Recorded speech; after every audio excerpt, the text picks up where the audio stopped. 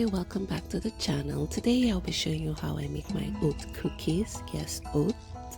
So kindly like my channel, give this video a thumbs up, share with your friends, and don't forget to click the notification button. So let's get down to it. Here I have creamed some sugar and butter.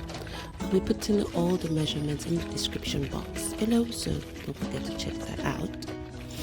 Now, after creaming it, I'm going to be adding my fruit pulp blend. This is basically the waste from juicing with milk, and then I'm adding some vanilla extract. I'm going to give that a very good stir. You can use your hand mixer. So I'll be adding my oats now. Yep, oats. Now the oat was combined with baking powder, some mixed spices, a bit of salt, and that was basically it. So we give that a very good stir, just like that, and my darlings is ready for molding.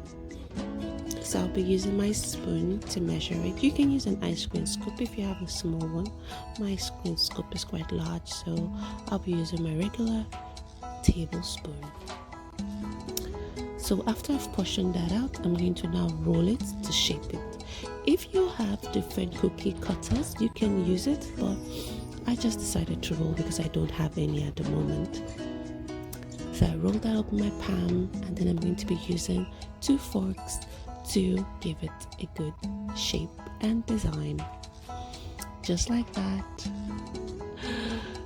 Look, look, look, it looks so gorgeous. So now it's ready to be baked. I'll be baking in the oven at 180 to 200 degrees for about 25 minutes. So it's ready, guys. Thank you so much for watching. You can have this with tea or just alone. Until next time, guys. Mwah.